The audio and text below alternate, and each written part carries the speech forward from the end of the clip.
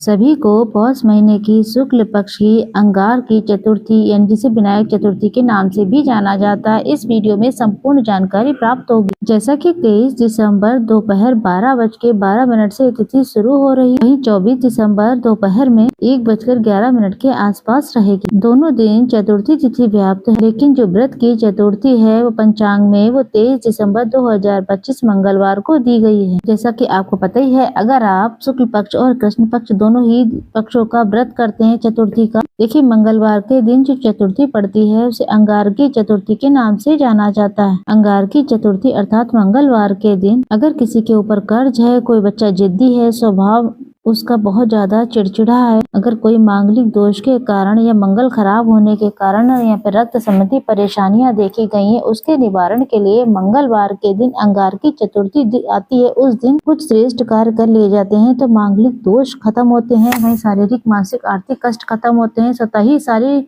परेशानियों से मुक्ति मिल जाती है। एक उपाय करना है आपको अवधूतेश्वर महाराज के नाम का।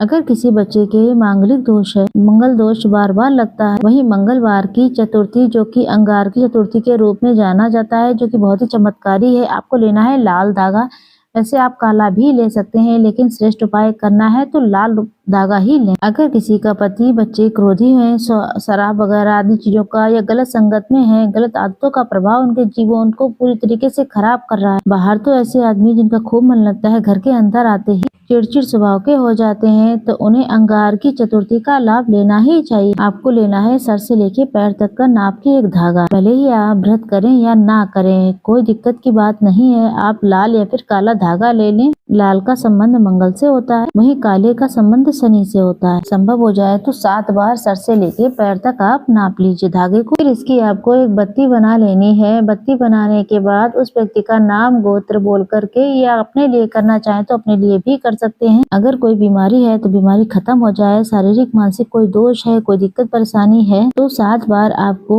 एक धागा जो है नाप लेना है सर से पैर तक, और उसे बाती का स्वरूप बना लेना है। लेकर चले जाना है हनुमान जी के मंदिर में। अगर हनुमान जी का मंदिर आसपास नहीं है तो पीपल पेड़ की जड़ में भी मंगलवारी अंगारी चतुर्थी के दिन आप इस उपाय को कर लेना है। आपको लेना है यहाँ पे सरसों या फिर तिल के तेल का, घी का आप इस्तेमाल यहाँ पर नहीं करेंगे। इस बात का आप पूरा ध्यान रखेंगे। जिस व्यक्ति के बारे में आप कर रही हैं, अगर उस व्यक्ति को कोई परेशानी है, विवाह की दिक्कत है, कोई कुंडली मिलवानी है, कोई दिक्कत परेशानी है, तो ये दीपक ये सब बातें बोलकर वहाँ पर प्रज्वलित करके आ जाना। कहा जाता है इस तरीके से करने से सभी तरीके की पीड़ा शंका का निदान होता है। कोई दवाई चल रही है, कोई नजर दोष है, कोई टोना टोटका है, या कोई गलत आदत गलत संगत है तो वो छूट जाती है। इस दीपक के अंदर लौंग का जोड़ा डाल देते हैं तो बहुत ही अच्छी बात है, करके देखिएगा आपको लाभ मिलेगा। वहीं आप बात करेंगे अपने दूसरे उपाय की। दूसरा उपाय बहुत ही सिद्ध है, इसका भी बहुत अद्भुत लाभ मिला है लोगों को। देखिए मंगलवार का दिन है, लाल चंदन मस्तक पर धारण करें, लाल रंग के कपड़े पहने। वहीं आपको पता ही है ये महीना सूर्य भगवान का है, तो इस महीने सूर्य भगवान पूजित है। आप जल के लोटे में लाल चंदन, लाल पुष्प, अक्षत इत्यादि डालकर सूर्य भगवान को जल अवश्य चढ़ाएं।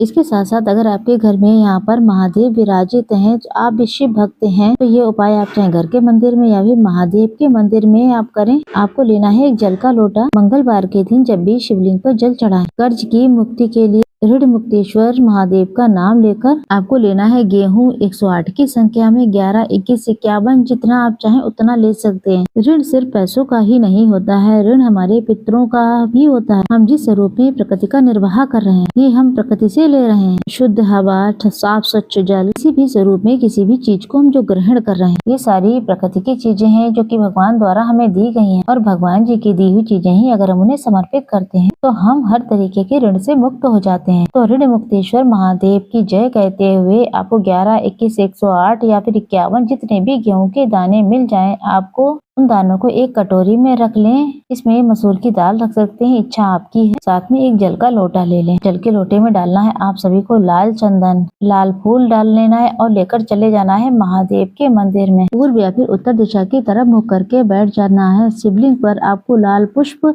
और लाल चंदन डाल करके जल लेकर है उसे शिव का अभिषेक करें। वही माता गौरी को भी लाल चंदन, चुंडी इत्यादि समर्पित करनी है। इसके बाद आप जो 108 की संख्या में गेहूं या फिर 51 की संख्या में गेहूं के दाने लेकर गए हैं या फिर मसूर के दाने लिए हैं, तो ऋण मुक्तेश्वर महादेव की जय कहते हुए इसे शिवलिंग पर समर्पित कर देना है और प्रार्थना करके सीधे आप अपने घर पर आ जाएं। कहा जाता है इन सरल सरल कार्यों से सिद्धि मिलती है, रोग दोष कष्ट संकट पीड़ा से मुक्ति मिलती है। गणेश पुराण में ऐसा वर्णन है कि मंगलवार के दिन जो चतुर्थी आती है उसे अंगार की चतुर्थी कहा जाता है। इस दिन किया गया दान पुण्य बहुत ही फलदायी होता है। इस दिन धरती पूजा का भी महत्व है। आप सभी धरती माता को जल चढ़ाएं। यहाँ पे टाइल पत्थर की बात नहीं कर रहे हैं, जहाँ पर मिट्टी है वहाँ की बात कर, मिठाई जो कुछ है वो सब चढ़ाएं और प्रार्थना करें कि धरती माता आप हमसे प्रसन्न हो और इस श्रेष्ठ दिन पर मैं आपका पूजन कर रही हूँ। ऐसी प्रार्थना आप सभी को करनी है। गणेश जी महाराज का पूजन करें, वहीं 11, 21, 108 की संख्या में जितना आपसे बन पड़े। दूर्वा घास जरूर से चढ़ाएं, शिवलिंग पर भी दूर्वा जरूर से चढ़ाएं। साथ के साथ हरा चारा, हरा मूंग गौ माता को अगर खिलाते हैं बहुत ही श्रेष्ठ परिणाम आपको देखने को मिलेगा। वहीं हनुमान जी के मंदिर में जाकर के सुंदरकांड का या फिर